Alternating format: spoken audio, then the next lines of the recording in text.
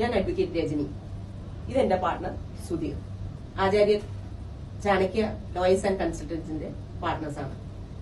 അമൃതയുടെയും ബാലയുടെയും വിവാഹമോചനം കഴിഞ്ഞതിന് ശേഷം തുടർച്ചയായി ബാലയുടെ ഭാഗത്തുനിന്ന് അമൃതയെ തേജോവധം ചെയ്യുന്ന രീതിയിലുള്ള വീഡിയോ കൂടാതെ പ്രസ് മീറ്റ് മുതലായവ നടത്തുന്നതിനെതിരെ അമൃത ഞങ്ങളെ സമീപിക്കുകയുണ്ടായി.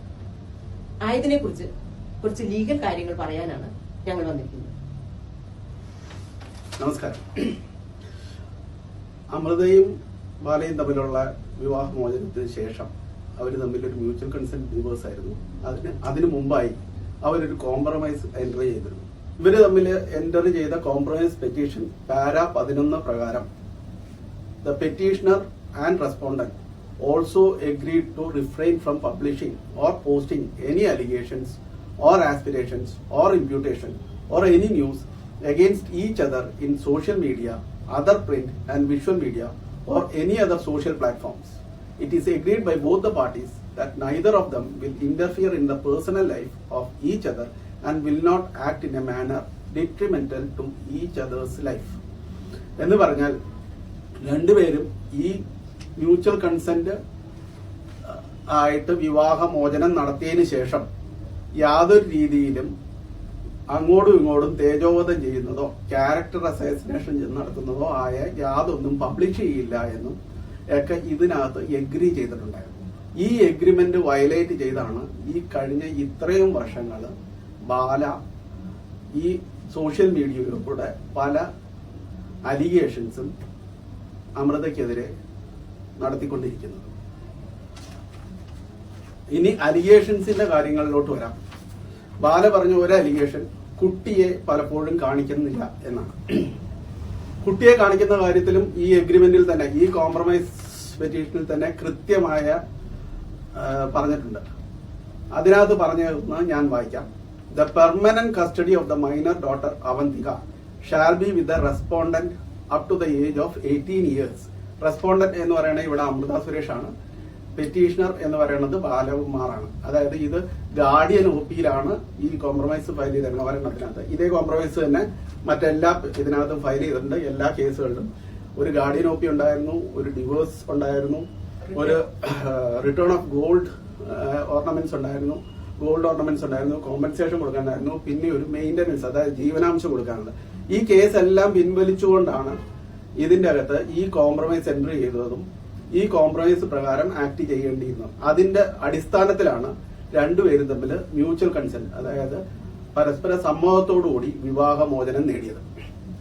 ആ കോംപ്രമൈസ് പെറ്റീഷനിലെ 3ാമത്തെ പാര പറയുന്നത് the permanent custody of the minor daughter Avantika shall be with the respondent up to the age of 18 years and the respondent will give education to the minor daughter Avantika. The petitioner will only have the right to visit and take the custody of the minor daughter Avantika only on every second Saturday of every month from 10 a.m. to 4 p.m. and for which the minor daughter Avantika shall be handed over and returned on the premises of the Honorable Family Court Ernakulam. The respondent or her mother Laila Suresh shall produce and accept the child on all such second Saturdays at family court premises. The inconvenience of either of the parties should be intimated at least 48 hours prior to the scheduled time of handing over the minor daughter Avantika through phone. First party's numberum second partyയുടെ നമ്പറും ഇതിനകത്ത് കൊടുത്തിട്ടുണ്ട്. അല്ലെങ്കിൽ if not available through phone through the email that is arunachalampictures@gmail.com. ഇതാണ് ബാലയുടെ Gmail കോടതി കൊടുത്തിരുന്നത്. അതിനകത്ത് നിന്ന് അമൃതയുടെ ഇമെയിലോട്ട് ഇമെയിൽ അയക്കണം കാണാൻ വരുന്ന. ഇത് അമൃത srsh@gmail.com എന്നുള്ളതിലോട്ട് ഇമെയിൽ അയക്കണം എന്നാണ് പറഞ്ഞത്. അപ്പോൾ ഇതിന്റെ അകത്ത് പറയുന്ന അനുസരിച്ച് അവന്തികയുടെ കസ്റ്റഡി മുഴുവനായിട്ടും അമൃതയ്ക്കാണ് കൊടുത്തേക്കുന്നതെന്നും ഈ സെക്കൻഡ് സാറ്റർഡേ മാത്രം കാണാനുള്ള ക്രിസ്മസിനോ ന്യൂ ഇയറിനോ ഒന്നും കാണാനായ ഈ മിസ്റ്റർ ബാല പറഞ്ഞതുമാതിരി അതൊന്നും ഇതിനകത്ത് പറഞ്ഞിട്ടില്ല. സെക്കൻഡ് സാറ്റർഡേസ് മാത്രം കാണാനുള്ള പെർമിഷൻ കൊടുത്തുകൊണ്ടും അതും 10 മണി മുതൽ 1 മണി വരെ അല്ലേ 10 മണി മുതൽ 4 മണി വരെ ഉള്ള സമയത്തിന് കോടതി വളപ്പിൽ കാണിക്കാനുള്ളത് ആണ് പറഞ്ഞിരിക്കുന്നത്. ഇതനുസരിച്ച് അമൃത ആദ്യ സെക്കൻഡ് സാറ്റർഡേ, ഈ ഡിഗ്രി ഉണ്ടായതിന്റെ ആദ്യ സെക്കൻഡ് സാറ്റർഡേ തന്നെ അമൃതയും അമൃതയുടെ അമ്മയും അവിടെ കുട്ടിയായിട്ട് ചെല്ലുകയും അവിടുത്തെ റെക്കോർഡുകളിൽ ഒപ്പുവെക്കുകയും ചെയ്തിട്ടുണ്ട്. അന്ന് ബാല അവിടെ എത്തിയിട്ടില്ലാത്തതാണ്. അങ്ങനെ എത്താത്ത സാഹചര്യവും ഇതിനകത്ത് പറഞ്ഞിട്ടുണ്ട്. അങ്ങനെയുള്ള എത്താത്ത സാഹചര്യങ്ങളിൽ if the petitioner fails to receive the minor ward on the scheduled date without prior intimation at the same time the respondent brought the child to at family court Ernakulam on the scheduled time, the petitioner will cease to visitorial right for the set month, and the petitioner should also intimate via phone, if not available through email, about his availability during the second Saturday of next month. Failing with, the respondent or her mother need not produce the child in court for the grant of custody as per the terms of this agreement during the next month. ഇങ്ങനെയാണ് പറഞ്ഞത്. അതായത് ഈ കുട്ടിയെ കാണാനായിട്ട് കൊണ്ട ചെന്നിട്ടും അവര് ആ മാസം വന്നിട്ടില്ല, ബാല വന്നിട്ടില്ല എന്നുണ്ടെങ്കിൽ ആ മാസത്തെ വിസിറ്റോറിയലായിട്ട് ഇല്ലാതാവുകയും അതേസമയം അടുത്ത മാസം വിസിറ്റ് ചെയ്യണം എന്നുണ്ടെങ്കിൽ നേരത്തെ തന്നെ ഫോണിൽ വിളിച്ചറിയിക്കുകയോ ഇമെയിലിലൂടെയോ അമൃതയെ ഈ കാര്യങ്ങൾ അറിയിപ്പിക്കണമെന്നും അങ്ങനെ അറിയിപ്പിച്ചാൽ മാത്രമേ കാണാനുള്ള സൗകര്യം ഉണ്ടാവുള്ളൂ എന്നും അല്ലെങ്കിൽ അമൃത കുട്ടിയെ കൊണ്ട ചെല്ലേണ്ട കാര്യമില്ല എന്നുമാണ് കൃത്യമായിട്ട് ഈ കോംപ്രമൈസ് പെറ്റീഷനിൽ എഴുതിയിരിക്കുന്നത്. ഈ ഞങ്ങളുടെ ഡിവോഴ്സിന് ശേഷം ഒരു പ്രാവശ്യം പോലും ഒരു മെസ്സേജ് അയക്കുകയോ എനിക്കൊരു ഇമെയിൽ വരികയോ ഒന്നും ഉണ്ടായിട്ടില്ല. സോഷ്യൽ മീഡിയയിൽ വന്നിട്ട് മകളെ കാണിക്കണില്ല എന്ന് പറയുന്ന ഒരു സീൻ മാത്രമേ ഉണ്ടായിട്ടുള്ളൂ. എന്നും മകളെ കാണിക്കണില്ല. പക്ഷെ ഒരിക്കൽ പോലും ആസ് പെർ ദ പേപ്പേഴ്സ് എന്റെ അടുത്ത് ഒരിക്കൽ പോലും ഇമെയിലോ മെസ്സേജോ വഴി മകളെ ചോദിച്ചിട്ടില്ല. അതിന് ബാല വന്നു എന്ന് കാണിക്കുന്ന യാതൊരു ഡോക്യുമെന്റ്സും ഇല്ലാതെ തന്നെയാണ് വെറുതെ അലിഗേഷൻ ഇത് എന്നെ തേജോധം ചെയ്യാൻ, ഞാൻ കുട്ടീനെ പിടിച്ചു വെച്ചേക്കുവാണെന്നുള്ളൊരു പോയിന്റിലേക്ക് എത്തിക്കാൻ വേണ്ടി മാത്രം പറഞ്ഞു വരുത്തുന്ന ഒരു വാർത്തയാണ്. അല്ലാണ്ട് ഞാൻ മോളെ കൊണ്ട് കാണിക്കാണ്ടിരിക്കുകയോ അല്ലെങ്കിൽ മോളെ പിടിച്ചു വെക്കുകയോ ഒന്നും ചെയ്തിട്ടില്ല. ഞാൻ ആസ് പെർ ദ ലോ എന്താണോ പറഞ്ഞിരിക്കുന്നത് അത് മാത്രമാണ് ഇതുവരെ ഈ നിമിഷം വരെ ചെയ്തിട്ടുള്ളൂ. ഇതിൽ പറയുന്ന ഒരു പോയിന്റ്സ് ഞാൻ ഇതുവരെ ബ്രീച്ച് ചെയ്തിട്ടുമില്ല. ഈ പെറ്റീഷൻ മുഴുവനും എടുത്ത് വായിച്ച് പറഞ്ഞു തരാതെ ഈ കോംപ്രമൈസ് പെറ്റീഷനകത്ത് തന്നെ അമൃതയ്ക്ക് ഇതിനൊക്കെ കൂടിയായിട്ട് കോമ്പൻസേഷൻ കൊടുക്കുന്നത് 25 ലക്ഷം രൂപയാണ്. 25 ലക്ഷം രൂപ കൂടാതെ ഉള്ളത് എന്ന് പറയുന്നത് ഈ കുട്ടിയുടെ പേര് പാപ്പു, അവന്തിക എന്ന് പറഞ്ഞ പാപ്പുവിന്റെ പേരിൽ ഒരു 15 ലക്ഷം രൂപയുടെ ഇൻഷുറൻസ് പോളിസിയുടെ കാര്യം മാത്രമാണ് ഈ കോംപ്രമൈസ് പെറ്റീഷൻ പറയുന്നത്.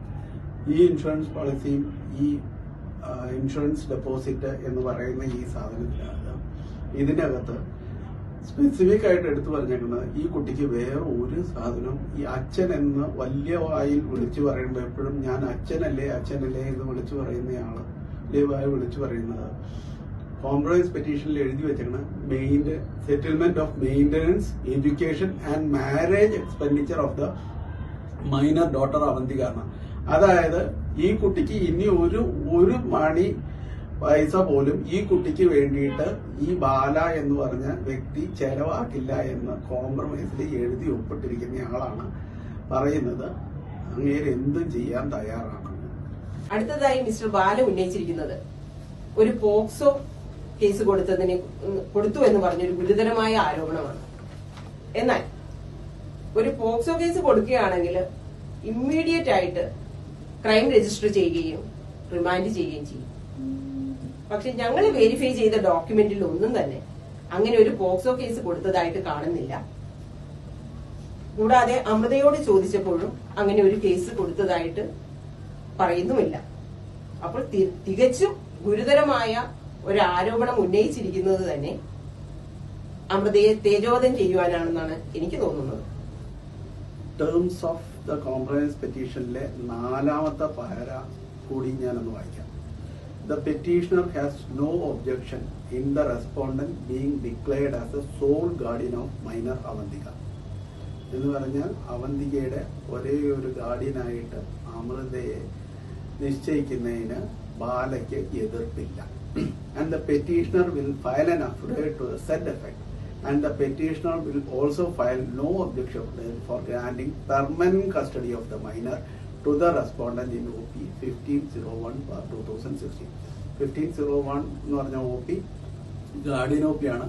അതില് പെറ്റീഷണർ എന്ന് പറയുന്ന ബാലയ്ക്ക് ഗാർഡിയനായിട്ട് അമൃതയെ നിശ്ചയിക്കുന്നതിൽ യാതൊരു ഒബ്ജക്ഷനും ഇല്ല എന്ന് ഒരു അഫിഡവിറ്റ് ഫയൽ ചെയ്യുന്ന ഈ കോംപ്രമൈസ് പെറ്റീഷനിൽ പറഞ്ഞ് അതിനനുസരിച്ച് ഒരു അഫിഡവിറ്റ് ബാല ഫയൽ ചെയ്തിട്ടുണ്ട്. അതിനുശേഷം പറഞ്ഞേക്കുന്നത് the petitioner will remain as the biological father in all documents. അതായത് ഡോക്യുമെന്റ്സിൽ മാത്രം ബാല എന്നും ബയോളജിക്കൽ ഫാദർ ആയിട്ടുണ്ടാവുന്നു. അതനുസരിച്ച് അമൃത പറഞ്ഞതനുസരിച്ച് ഇതുവരെയുള്ള എല്ലാ സ്കൂൾ ഡോക്യുമെന്റ്സിലും ഇതിലുമൊക്കെ ബാല തന്നെയാണ് അച്ഛന്റെ സ്ഥാനത്തുള്ളത്.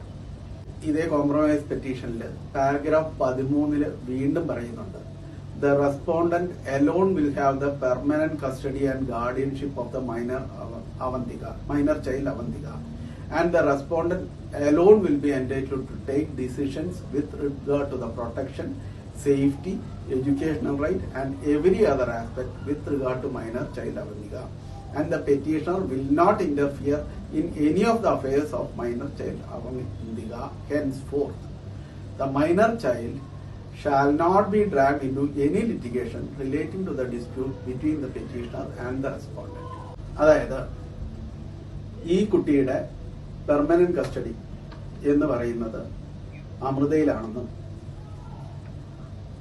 ആ കുട്ടിയുടെ സേഫ്റ്റി, പ്രൊട്ടക്ഷൻ, എഡ്യൂക്കേഷണൽ റൈറ്റ് എന്നീ എല്ലാ ആസ്പെക്ട്സിലും നോക്കേണ്ടതും അമൃതയാണെന്നും അതിനകത്തൊന്നും ഇന്റർഫിയർ ചെയ്യില്ല എന്നും ഈ ബാല ഈ കോംപ്രമൈസ് പെറ്റീഷനിൽ ഒപ്പിട്ടിട്ടുള്ള കാര്യമാണ്. അതിനൊക്കെ വിരുദ്ധമായിട്ടാണ് ബാല ഇതുപോലത്തെ വീഡിയോകൾ ചെയ്യുന്നത്, ഇങ്ങനെയുള്ള അലിഗേഷൻസ് പറയുന്നത്.